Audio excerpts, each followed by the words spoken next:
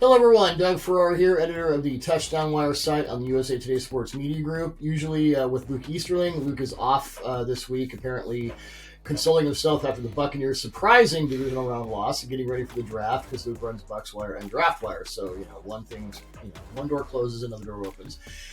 So for this week we have our five tool guy Touchdown Wire, the brilliant Mark Schofield. And Mark, thanks for pitch hitting. And we want to start with some uncertain futures in the NFL after what I think was the best weekend of football I've ever seen in my life. And I'm kind of an old fart, so I've seen a lot of football. Starting with Aaron Rodgers, and is his want, Rodgers will take some time to consider his NFL future after the Packers' shocking loss to the 49ers on Saturday. One thing that could be pushing him in alternate directions is Green Bay's salary cap situation in the 2022 league year. They're projected to be over $40 million over the cap. They have to sign Davante Adams to a new contract or lose him in free agency. And Rodgers said after the loss that he's not interested in hanging around for a rebuild. I mean, nor should he at this point in his career.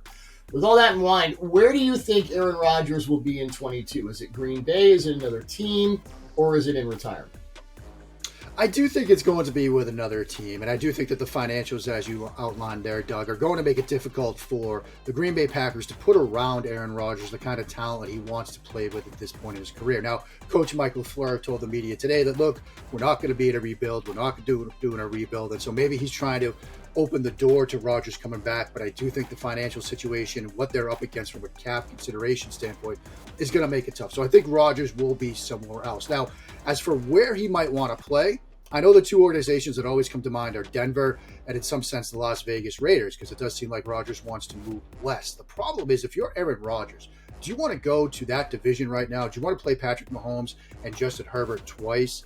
I'm not so sure that's the move that I'd want to make. Now, maybe Denver, given their roster and how they really seem to be a quarterback away, that might be the cleanest fit. But I think we might want to think about some other potential destinations. And one that I keep coming back to, the Pittsburgh Steelers. Obviously, it looks like Ben Roethlisberger. He has hung up. He's going to move into retirement now. Mike Tomlin has already said he doesn't want to play with a rookie quarterback. And while we keep fitting in whether Kenny Pickett or Desmond Ridder or Malik Willis, some rookie quarterbacks in our mock drafts right now, something tells me that Pittsburgh's going to look at a veteran quarterback option. I don't think Mason Rudolph is the answer. I don't think Dwayne Haskins is the answer.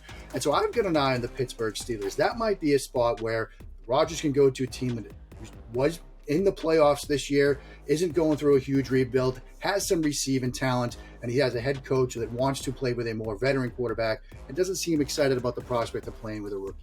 Yeah, Chris Corder, our producer, can now cue the googly eyes between Rodgers and Tomlin from week 4. I mean, I was going to just go right there. Doug. I was going to go right there. We get that queued up, right? Yeah, I don't think the Packers are going to have the scratch to sign Adams, who will get and deserve at least $20 million per year in gross contract value. Aaron Rodgers is not going to play with the Packers without Davante Adams. I don't know much, but I do know that.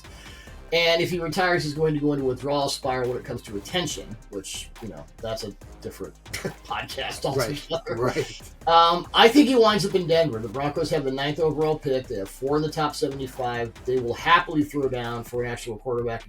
They missed the playoffs every year since they won Super Bowl 50 at the end of the 2015 season. The franchise's current ownership uncertainty might scuttle that, but if things are stable up top, that's where I think he goes, because I don't think the Steelers are as close as maybe we think they are to just flipping it with another quarterback and continuing. I think they've got some pretty serious holes in some pretty serious places. The Broncos have everything but a quarterback. Rodgers wanted to tolerate a rebuild, and as I said, I don't think the Steelers are as close as the Broncos are, so that's where I think he goes.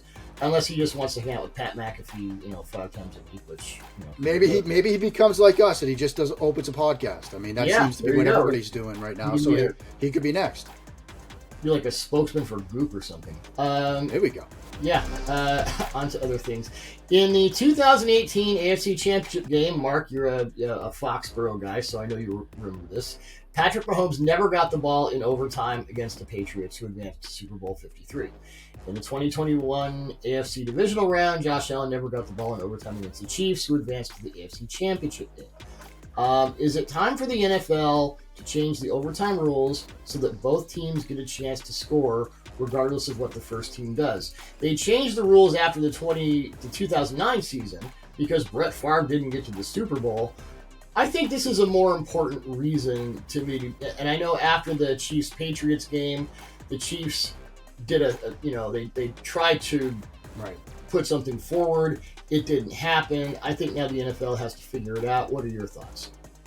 I'm certainly sympathetic, Doug, to my friends on the defensive side of the ball, the defensive coaches that I know that after seeing the league devalue defensive player, now seeing everybody's outcry for, oh, both quarterbacks got a chance, and here these guys are, these men and women that coach on the defensive side of the ball saying, well, get a stop, force a field goal. Like, defense is still part of the game, right? But then I see the numbers that Ian Rappaport and others shared from NFL research where in the 11 postseason games that have gone to overtime, the team that won the toss has won 10 of them. The only team that lost, 2018 Saints, Sean Payton's team, against the Rams, who eventually went on to the Super Bowl to lose to Bill Belichick. So with a very interesting pass interference situation. Right, absolutely. So, and 7 of those teams won with a touchdown on the opening drive. So you had the same scenario we saw both in 2018 with the Chiefs and this past weekend with the Bills, where the other quarterback is just left watching. And so we know that this game values quarterback play. We know that this game values offenses, and fans of the league want to see players like Josh Allen get a shot. So I do think with respect to the playoffs, we need to have new overtime rules. Now, from where I sit and from where I think some other people said, I know Kyle Brandt talked about it Tuesday on Good Morning Football, play another period, play another 10-minute quarter, play another 15-minute quarter, at least in the playoffs. And if you get to the end of that extra quarter and it's still tied, then sure, at that point you go to sudden death. But I think the idea of letting it be decided as it is, at least in the playoffs, by a coin toss. In the regular season, overtime is more even, perhaps because you get not as great quarterback play. Let's put it that way. You can leave it the way it is right now for the regular season, but in the playoffs, I think we need to do something different to give each offense a chance at getting the football. And I know defensive coaches will yell at me and say, well, just make a stop. I think what we've seen now from a couple of different scenarios and given the numbers, we need to do something differently. Yeah, just make a stop against Mahomes or Allen where they were playing. Right. Sure. Exactly. So, yeah, I agree. It doesn't have to be as weird as the college overtime rules, which the NCAA had to amend to avoid 7-quarter overtimes. I don't think it even needs to be an extra period. You go down and score a touchdown, your opponent has the opportunity to score a touchdown. If they don't, you win. If they do, and it's touchdown, then it's sudden death. That's, the NFL already amended its overtime rules. I kind of feel it was like at the end of The Sopranos, where it just went black screen. Right. And I felt like we were cheated out of, what could Josh Allen have done after what Patrick Mahomes did? And you just get into the situation where your rules are cheating the both teams out of an equitable result, and the fans and the viewers out of even more exciting football. I think, yeah, they've got to definitely flip the script on that one. Mark, it is time for the conference championship picks, and let's start with the NFC Championship game. Who gets to Super Bowl 56 between the San Francisco 49ers and the Los Angeles Rams, and why? Is it crazy, Doug, that as you and I prepare our conference playoff previews for Touchdown Wire, I've started to talk myself into the 49ers, and in a strange way, because of Jimmy Garoppolo. I'm not a huge believer in QB wins. I certainly don't think it's a you had me until the Garoppolo Garoppolo thing. But here's the thing. Garoppolo is 6-0 against the Rams, and I think the reason is this, Doug. We already know his sort of superpower as a quarterback is getting the ball out of his hands quickly. This year he averaged 2.55 seconds from snap to release, which was 5th fastest in the league. But in his 2 games against the Rams, that number even came down more. It was 2.33 from snap to release in the 2 games he had against the Rams this year, both games that the 49ers won. That quick decision-making and that quick release that he has from a mechanical standpoint neutralizes a strength of this Rams defense, which is obviously the defensive front. Von Miller, Leonard Floyd, Aaron Donald. Those are guys that can destroy worlds. But if the ball is out of the quarterback's hands before they get there, worlds can't be destroyed up front. You have to rely on the secondary. And so I think Garoppolo's ability to get the ball out quickly was a major reason why Shanahan rode with him in that season finale, a must-win situation against the Rams. And I think it's going to give the Niners a chance to neutralize a strength of their defense. And then you look at the way they can create extra gaps in the run game, the things that they've done on the defensive side of the ball, like last week against Devontae Adams, sort of eliminated him a little bit, eliminated what he can do. They can do that against Cooper Kupp. I've talked myself into the 49ers to win this game, and it does start in a strange way with Jimmy Garoppolo. Yeah, I don't think it's nuts at all. 49ers definitely have Uncle Mo. They really have Uncle Mo right now. I think the Rams win a squeaker. I know the 49ers have had their number of late. Stafford got a little too cute with those 2 deep interceptions in the Week 18 overtime loss, but after what he did against the Buccaneers, I think we're going to start to see a Stafford who's less about the gamble and more about the pinpoint throw, which he just does at an elevated level with like 2 or 3 other guys. And Jimmy Garoppolo also threw 2 picks in that last game, and both were late, deep throws over the middle under pressure. Gosh, Mark, where have we heard that before? That's been Jimmy G his whole career. The middle of the field is always closed, and he doesn't see it. The ball comes out late. He gets pressured. There are mistakes. And I think if you have Stafford on point with his receivers the way he has been of late after some weird times in the regular season, that could be the difference. I can't say enough about what D'Amico Ryans did to Tampa Bay's offense. I mean, what he's done to multiple offenses just throughout. I think he should get a head coaching job. I think the Texans should be looking at him instead of Josh McCown. But the Rams' offense right now is a different level of problematic. The Rams open at 3.5 favorites, 3.5 point favorites per Tipico. And I think that's about right. Maybe take the under there. It will be close. It could go to overtime as the last game did. But I think the Rams will just squeak it out. Finally, Mark, who from the AFC between the Bengals and Chiefs will represent their conference in the Super Bowl and why? Yeah, it feels really hard here, especially in the wake of Sunday night, and frankly, what we saw this entire weekend, to pick the Cincinnati Bengals. I mean, we saw what the Chiefs did, obviously. We saw what Patrick Mahomes was able to do against a very good, if not great, Buffalo Bills defense. But also what gives me pause about the Bengals in this game is Joe Burrow is a fantastic talent, one of the toughest quarterbacks I think we're seeing, one of the toughest young quarterbacks. You know, how he fared in the face of 9 sacks from that. He's going to get killed. Right, and it's one thing to be sacked 9 times against a Titans offense, which was struggling to throw the ball. Tannehill threw 3 interceptions against Derrick Henry coming back from injury, who didn't look like the usual Derrick Henry we are accustomed to seeing.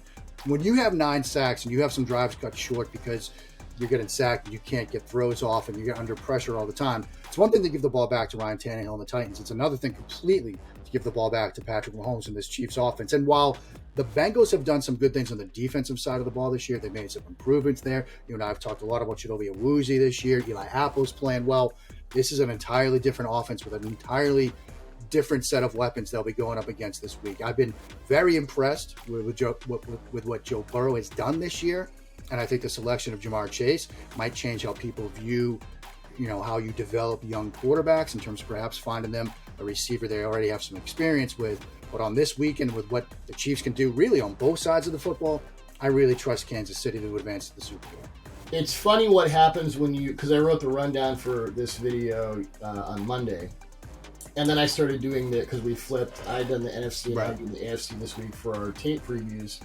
And the more I watched Burrow against the Chiefs in Week 17, the more I thought, I don't know. I don't know if the Chiefs have an answer for this guy.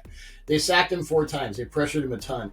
Joe Burrow, with pressure, 7 of 10, threw a touchdown pass, had a passer rating of over 140 against pressure. And if you look at Burrow's passing chart from that game, you don't see throws over the middle. He didn't throw over the middle. He threw to the boundary. And what happened there is the Chiefs couldn't bracket Jamar Chase because the other bracket was the boundary, and it was Travarius Ward primarily, but it was also L'Jarius Sneed. Daniel Sorensen gave up a touchdown because he does. Even the Honey Badger gave up a touchdown. And Jamar Chase had more receiving yards than Patrick Mahomes had passing yards. So the more I look at this part of the game, what Joe Burrow did to that Chiefs defense, Chris Jones just went total Thunderdome on Cincinnati's offensive line, as he is able to do against any offensive line. Mark, I just have a sneaky feeling that Joe Burrow is going to have answers for the Chiefs that the Chiefs just can't counter with. And as good as Mahomes has been, he was very limited. He didn't throw a touchdown pass. He did not have deep throws in that game. So I'm going to take the upset here. I'm going to take the Bengals. It will be a Bengals-Rams Super Bowl. And if you had asked me this yesterday, I would have gone with the Chiefs. But the more I study Joe Burrow's performance specifically against this Chiefs defense, and Steve Spagnuolo can adjust brilliantly. We know this. But I don't think they have an answer for what that guy can do. So that's. I mean, that might be true. Doug, I just think that, like you said, Steve Spagnuolo is going to make some adjustments. They blitzed him a ton back in week 17. I think you're going to see a different game plan. I think they're going to say, you know what? So many teams have been doing to our offense, 2 deep safety looks, playing coverage, trying to force you to make reads and throws into tighter windows. That's what we're going to do.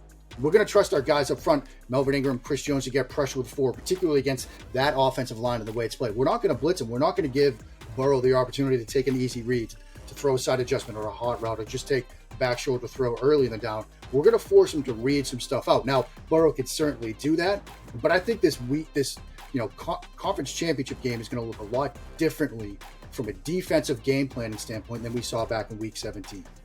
Well, for the Chiefs' sake, they certainly hope so. But I'm going with the upset. I'm gonna be stubborn about it. We'll see what happens. I applaud you for the confidence of Joe Burrow. It's fantastic to see. Golf clap. Well, he's earned it, most certainly. That's it for us this week for 4-Down Territory. For Mark Schofield, our 5-tool guy at Touchdown Wire, this is Touchdown Wire editor Doug Farrar, and we'll see you next week.